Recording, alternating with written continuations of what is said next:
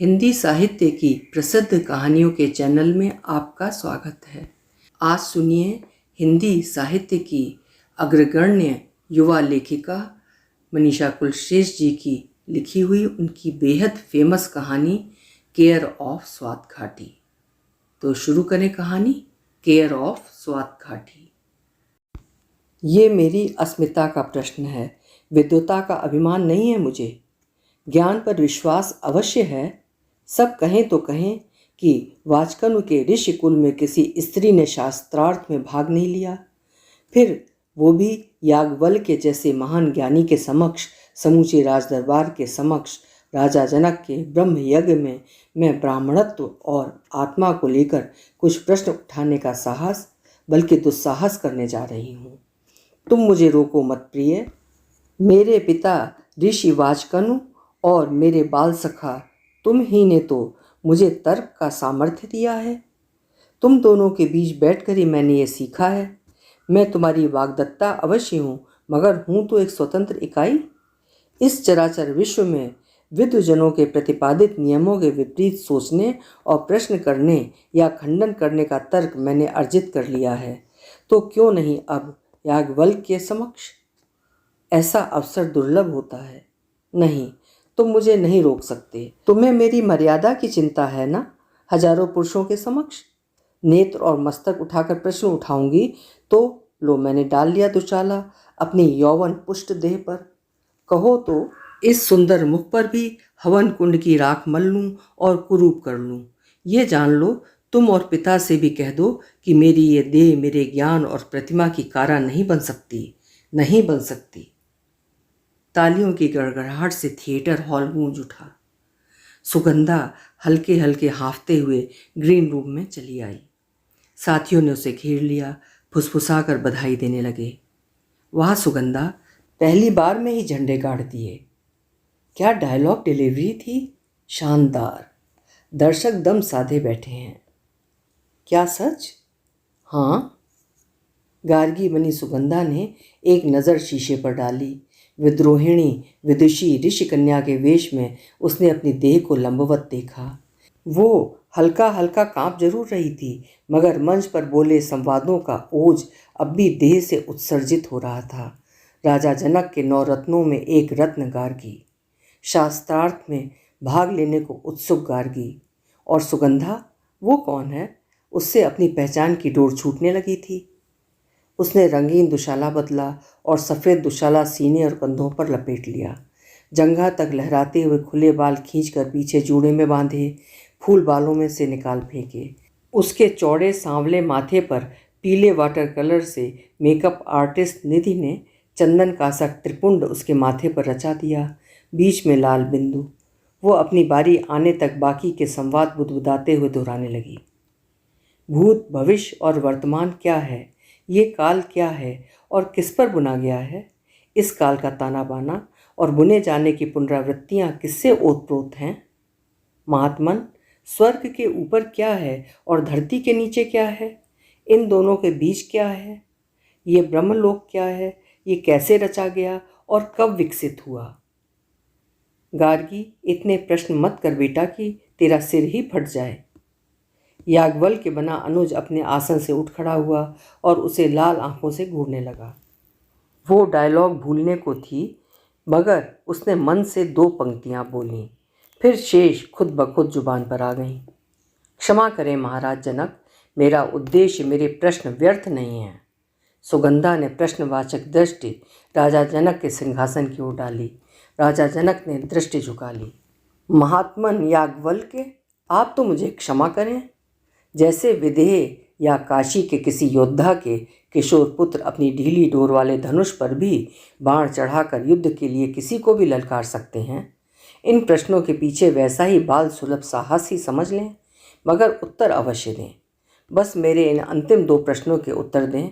मुझे पता है आपके पास इन प्रश्नों के सटीक उत्तर हैं। देखिए ना, ये सहस्र कामधेनुएं बड़ी बड़ी आँखों में प्रतीक्षा लिए आपके आश्रम के पवित्र वातावरण में हाँकी जाने को उत्सुक हैं।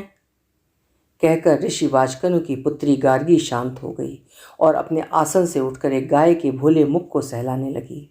तभी याज्ञवल्क्य का स्वर गूंजा, तो फिर सुन ओ गार्गी, ध्यान से सुन। गार्गी बनी सुगंधा ने कुछ सुना कि नहीं, न जाने कब नाटक खत्म हुआ, उसे पता नहीं चला। वो तो मंच सज्जा, अभिनय, पर्दों के गिरते उठते क्रम, प्रकाश, संगीत की महीन जाल के बीच सुन्न खड़ी थी। तालियां उसे बार बार वर्तमान में लाने के प्रयास में थीं। उसके सेलफोन पर श्यामल का संदेश जगमग कर रहा था, शानदार, तुम पर गर्व है गार्गी। मेकअप उतारते हुए उसका ध्यान चेहरे के बाईं तरफ गया। बाईं आंख के नीचे एक खरोच थी और उसके चारों तरफ एक काला और जामने निशान बना था। उसका शरीर ढीला हो गया। वो ओझ जाता रहा। बेचारगी घर करती रही। गर्व से भरी आंखों में पानी भर आया। वो खुद को घसीटते हुए कपड़े बदलने के लिए ड्रेसिंग रूम में ले गई। बाहर आते ही सलाहकारों ने उसे घेर लिया।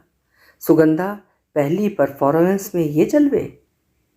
श्यामल को देखा होता वे किस कदर गर्व से झूम रहे थे। कोई उनसे कह रहा था कि वेदों का युग जीवंत हो गया था और दर्शकों को अपनी दुनिया में लौटने में समय लगा। सच? हाँ। चलो, सफल रहा पहला ही शो, कल अखबार भरे होंगे। भैये गए वे जमाने जब नाटकों की सफलता राजनीति और फिल्मों के साथ स्कोर कर पाती थी। रिव्यू आते थे, किसी कोने में छोटी सी खबर ही छप जाए तो गनीमत समझना। पागल है, ये श्यामल सर का नाटक है, अननोटिस्ड नहीं जाने वाला। सबका बाहर निकलकर निरुलाज में डिनर खाने का कार्यक्रम पहले से तय था। श्यामल अपने महत्वपूर्ण मेहमानों और पत्रकारों के साथ बाहर व्यस्त थे। सुगंधा को अपनी हदें पता थीं। चुपचाप उसने बैग उठाया और सबसे विदा ली। ये क्या यार? नहीं हो पाएगा अनुज, छोटा वाला शाम के बाद नहीं रहता मेरे बिना, फिर मेरे पति भी आज बहुत व्यस्त हैं। छोड़ो ना, फिर कभी। बल्कि तुम सब लोग कभी सुबह घर आओ ब्रेकफास्ट पर, मैं खिलाऊंगी पिज़्ज़ा या थाई फूड। हाँ, जल्दी ही तुम्हारे घर टपक पड़ेंगे। Bye, good night. सुनो निधि, श्यामल को कहना मैं जल्दी में थी, कल फ़ोन पर बात करूंगी। थिएटर के गलियारों से निकलकर वो बाहर आई। श्री राम सेंटर के खुले छोटे लॉन में आकर उसने गहरी सांस ली, बालों को क्लचर में बांधा और 2 सीढ़ी उतरकर बस के इंतज़ार में बाईं तरफ बने एक टीन शेड में खड़ी हो गई। मौसम तो सुबह से ही मुंह बना ही रहा था। अंधेरे के गहराते ही बरसात भी शुरू हो गई। टीन पर टपकती मोटी बूंदों ने तालियों की याद दिला दी। क्या उसे ही लेकर थीं वे तालियां? प्रशंसा में बजती तालियां या मजाक उड़ाती तालियां? उसका चेहरे की सूजन पर ध्यान गया। बहुत दिनों से देख रहा हूँ, घर से खूंटा छुड़ाकर भागने लगी हो। बच्चों की तरफ ध्यान कम रहने लगा है। मान्या का रिपोर्ट कार्ड देखा, कैसे उसकी पोजीशन पहले से 5वीं हो गई है हाफ ईयरली में। जानते तो हो तुम, उसे चिकन पॉक्स हुए थे, तब भी तुम घर में कहाँ बैठी थी। बहस शुरू मत करो। बहस की बात ही नहीं, बहस की गुंजाइश मैं नहीं छोड़ता। बस बंद करो ये सब और घर में ठहरो थोड़ा। बच्चों को देखो, जब मेरे ऑफिस में बहुत व्यस्तता होते भी तुम्हारा कोई ना कोई शौक मुँह उचकाने लगता है। पहले फ्रेंच सीखूंगी, फिर ये थिएटर। विनय, आज मूड्स मत दिखाना, आज मेरा पहला स्टेज परफॉर्मेंस है। देखो, नन्नू को बुखार है, मुझे रात देर होगी, आज तुम कहीं नहीं जा सकती हो। मान्या है ना, फिर मैंने उसे क्रोसिन सिरप दे दिया है। फिलहाल वो सो रहा है, वह शाम 6 से 9 तक की बात है। नहीं प्लीज़, नाटक की घोषणा हो गई है, टिकट बिक चुके हैं, मेरा लीडिंग रोल है, इसे कोई और नहीं कर पाएगा। विनय प्लीज़। साले, अच्छा घंटों बाहर डोलने का बहाना ढूंढ लिया है। तो क्या करूं? बच्चे स्कूल चले जाते हैं, तुम दफ्तर। सुबह 8 से शाम 8 में क्या करूं? घर और बच्चे अकेले ना छूटें, इसीलिए हमने यहाँ रिहर्सल की। ठीक है, वो दिन दिन की बात थी, अब रातों को भी इस शहर में बाहर भेज दूं? तुम्हें ना सही, मुझे तो तुम्हारी सुरक्षा का ख्याल है। वो नर्म पड़ा। तो तुम साथ चलो, उसने भी कोशिश की। बीबी की नौटंकी देखने? हिश्ट, वो घने तिरस्कार के साथ बोला। सुगंधा चुप रही। अगले कुछ मिनट वो शीशे में देख कर टाई उतारता रहा। आज मेरा डिनर नहीं बनेगा, एक क्लाइंट के साथ डिनर है, बल्कि मैं चाहता हूँ कि तुम साथ चलो। क्यों? अच्छा इंप्रेशन पड़ता है जवान बीवी का। कहकर वो जवान भी नहीं काट पाई थी कि बकवास बकवास करती है। कहकर विनय ने बाह मरोड़ दी। मैं बकवास कर रही हूँ? नौटंकी और थिएटर में फ़र्क करने की तमीज़ तो सीख लो। उसने बाँह छुड़ाकर उसे धकिया दिया। सीख ली? मेरी मौजूदगी तो मौजूदगी, गैर मौजूदगी में भी तेरे नौटंकीबाज यार यहाँ मजमा लगाए तो रहते हैं। वो तेरा बंगाली बाबू श्यामल, उसकी फेमिनिस्ट बीबी अनामा, जो तमाम मीडिया में फेमिनिज्म का झंडा लेकर घूमती फिरती है। तू मत करना कभी ये कोशिश, वरना उसी झंडे का डंडा। तुमसे मुंह लगना बेकार है। बेटी के सामने भी अपना एक गंदा मुंह खोलने से बाज नहीं आओगे। मैं जा रही हूँ। तू कहीं नहीं जा रही, चुपचाप घर में बैठ, कहकर उसने उसे बिस्तर पर धकिया दिया। वो उठी और बैग उठाकर चलने लगी। तू भी रोक कर देख ले। विनय ने तमतमा कर उसके चेहरे पर घूंसा मार दिया। अनामिका में पहनी शादी की अंगूठी की एक खरोंच आँख के पास उभर आई। खरोंच के आसपास तुरंत सूजन आ गई। वो चेहरा सहलाती हुई तेजी से फ्लैट से उतर आई और गेट के बाहर आकर खड़ी हो गई। विनय खिड़की में से चिल्लाया, बहुत अकड़ के जा रही है ना, फिर सोच लेना लौट कर घर आने की ज़रूरत नहीं है। वो मौन रही। देख, ज़रूरत मत करना लौटने की। एक टैक्सी वाला रुका। वो पीछे आती आवाज़ उपेक्षित कर टैक्सी में चढ़ गई। टैक्सी वाले को बोली, मेट्रो स्टेशन। थिएटर पहुंची तो वक्त अभी बाकी था। लड़ाई नहीं हुई होती तो बच्चों को कुछ खिला पिलाकर बहलाकर आती। हड़बड़ाहट में सब रह गया। यूँ तो नौकरानी आएगी ही, रोटी सब्जी बनेगी, बच्चे बेमन से खाएंगे। कुछ उनकी पसंद का बना आती, बर्गर या पास्ता। वो मंच की तरफ बढ़ाई। वहाँ हल्का अंधेरा था। श्यामल मंच सज्जा में तल्लीन था, कुछ लड़कों के साथ। मंच सज्जा अधुनातन और कलात्मक तरीके से की गई थी। बहुरंगी प्रकाश का प्रयोग ज़्यादा था, बजाय चीज़ों और पर्दों और पेंटिंग्स के। कंप्यूटर की सहायता से वर्चुअल इमेजेस यानी आभासी छायाओं का इस्तेमाल खूबसूरती से किया गया था, जो कि कम खर्चीला होता है। बहुरंगी प्रकाश के बीच गुरुकुल की सुबह का दृश्य बहुत सुंदर बन पड़ा है। हिलते पेड़ों और कुटियों की महक छायाएं, नेपथ्य में गूंजते मंत्र और पंछियों की काकली के स्वर ध्वनि प्रभाव की तरह इस्तेमाल किए जाने हैं। मिथिला के अध्यात्म सभा के दृश्य के लिए हवा में डोलते सुनहरे पर्दों का इस्तेमाल किया जाना था। इसके लिए पीछे एक स्क्रीन पर नवग्रह चलायमान थे। एक ओर सहस्रों गायों की प्रतिच्छाया पड़नी थी। एक कोने में एक बड़े यज्ञ कुंड को रखना था, जिसमें से निकलती अग्नि को उड़ती नारंगी झालरों के माध्यम से प्रस्तुत किया जाना था।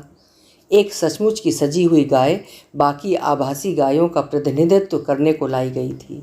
एक नाटक खासी तैयारी मांगता है, बहुत सा श्रम। पर्दे के पीछे का काम कम नहीं होता। सुगंधा हैरान थी और शाम के क्लेश का प्रभाव उसके मन से जाता रहा। श्यामल की गंभीरता के पीछे इतना बड़ा कलाकार कहाँ छिपा रहता है? श्यामल जिसके निकट रहकर उसने अपने व्यक्तित्व की था जानी है। श्यामल जिसके पास बने रहना उसे सुख देता है। श्यामल जिससे वो 8 महीने पहले मिली थी बड़े भाई अनुराग के साथ। वे दोनों कॉलेज के मित्र रहे हैं। उस दिन श्यामल के एक बेहद लोकप्रिय नाटक का 100वां शो था। हफ्तों तक उस नाटक का नशा रहा था।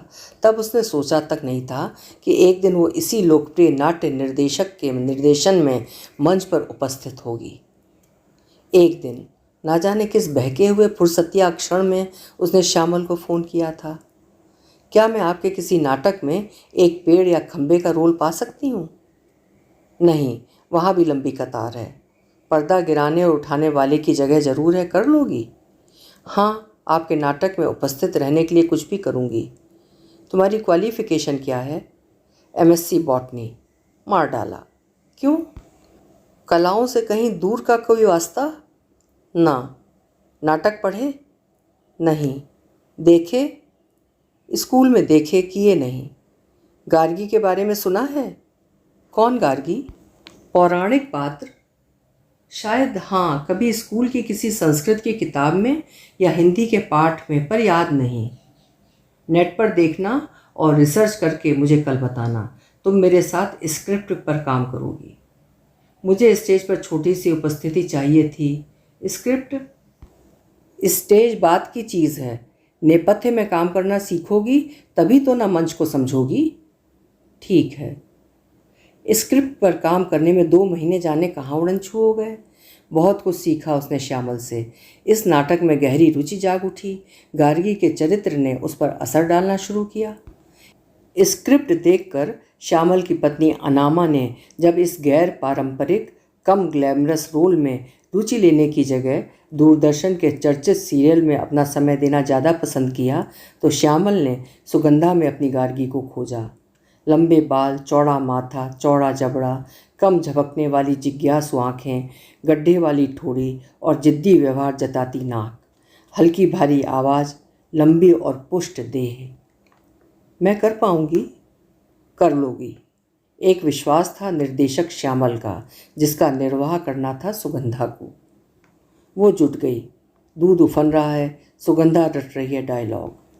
याज्ञवल्क्य, बताओ तो, जल के बारे में कहा जाता है कि उसमें हर पदार्थ घुल मिल जाता है, तो ये जल किसमें जाकर मिल जाता है? अच्छा आत्मन, फिर सच्चा ब्राह्मणत्व तो क्या है? साबुन के झाग से ढकी हुई देह को शीशे में देखती हुई वो और शावर के साथ उसका एकालाप चलता रहा है। लो, मैंने डाल लिया दुशाला अपनी यौवन पुष्ट देह पर। कहो तो इस सुंदर मुख पर भी हवन कुंड की राख मल लूँ और कुरूप कर लूँ। ये जान लो, तुम और पिता से भी कह दो कि मेरी ये देह मेरे ज्ञान और प्रतिमा का कारा नहीं बन सकती, नहीं बन सकती। वो मानो सपनों की किसी आसमानी दुनिया में रही थी पिछले कुछ महीने। आज समय आ गया था जमीन छूने का। आ गई मेरी विदुषी गार्गी, राजा जनक के 9 रत्नों में से एक रत्न, वाजकन ऋषि की पुत्री। सुगंधा मुस्कुराई और श्यामल से बोली, वैसे श्यामल, मुझे शक है कि। बोलो ना, मंच पर जाने से पहले अपने सारे शक दूर कर लो। यही कि गार्गी का कोई मंगेतर था भी, उसका बाल सखा ऋषि वाजपेयी का शिष्य, जिसे आपत्ति थी कि गार्गी अध्यात्म सभा में अन्य 8 शास्त्रार्थ करने वाले ज्ञानियों के साथ जाए और याज्ञवल्क्य से सवाल करे।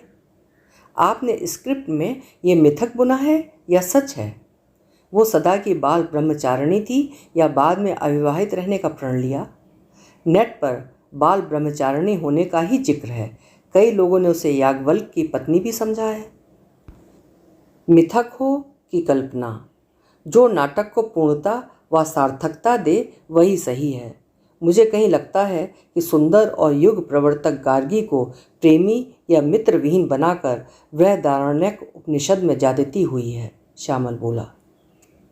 उस युग की स्त्री टाइम और स्पेस को लेकर सवाल कर रही है, बड़ी बात है। वही सवाल जिनके अंत में उसने उत्तर चाहे थे।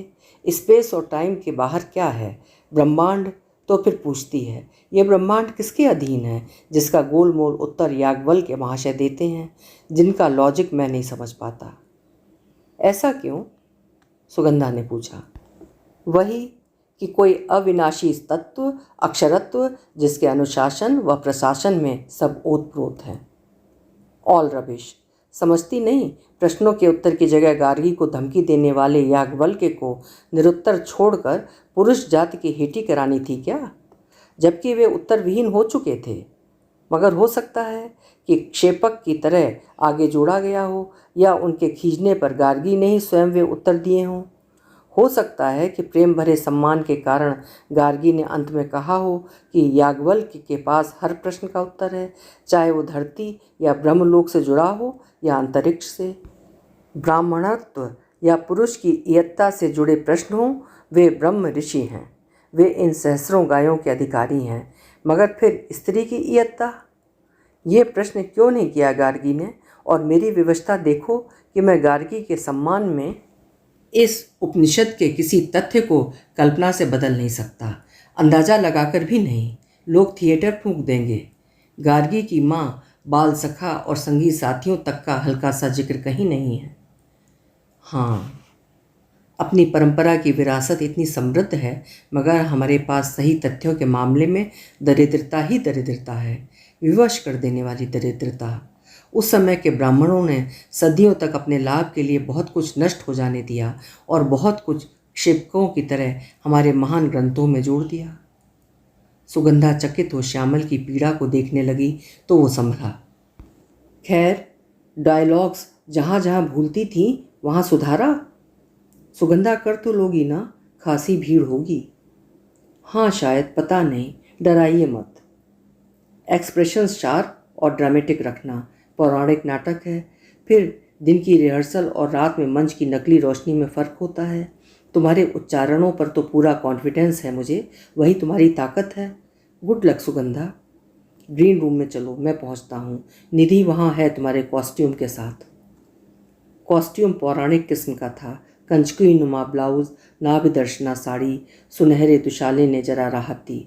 श्यामल कॉस्ट्यूम को लेकर बहुत सजग रहते हैं। वो बाल काढ़ रही थी कि श्यामल ग्रीन रूम में आए। निधि, सुगंधा के बाल खुले रहेंगे पहले सीन में।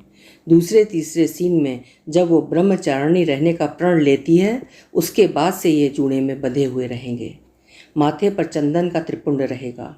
ये सुनहरा दुशाला सफ़ेद रंग के दुशाले में बदला जाएगा। सुनो, मुझे मेकअप एकदम सादा चाहिए, मगर वेल डिफाइन। नेचुरल लिपस्टिक, गहरी आँखें। श्यामल कहते हुए कुछ हैरान सा सुगंधा की तरफ बढ़ा। सुगंधा, ये चेहरे पर क्या हुआ है? कल तक तो ये नहीं था। इतनी गहरी खरोच और ये नीला निशान। बाथरूम में फिसल गई थी, नल से लग गई, उसने लगभग बुदबुदाते हुए कहा था। श्यामल अविश्वास के साथ उसे गौर से देखता रहा। वो चुप था, मगर उसकी अनुभवी आंखें बोल रही थीं। 15 बरस हुए होंगे मुझे थिएटर करते हुए। तुम लोगों के पास अब बहाने भी ख़त्म हो चले हैं। मेरे नाटकों की गार्गियाँ, आम्रपालियाँ, वसंत सेनाएँ, वासव दत्ताएँ, देवयानियाँ, शर्मिष्ठाएँ यूं ही चेहरे पर अपनों के विरोध के हिंसक निशान लेकर थिएटर आती रही हैं।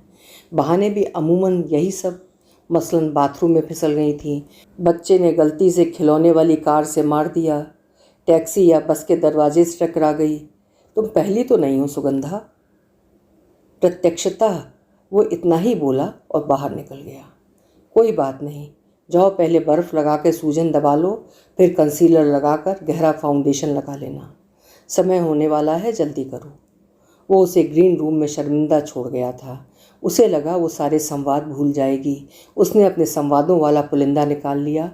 बेमन से उन काले शब्दों को पढ़ने लगी थी, जिनके अर्थ उन शब्दों के छोटे कलेवर में समाये नहीं समा रहे थे। खैर चलो, ये नाटक तो पूरा हुआ।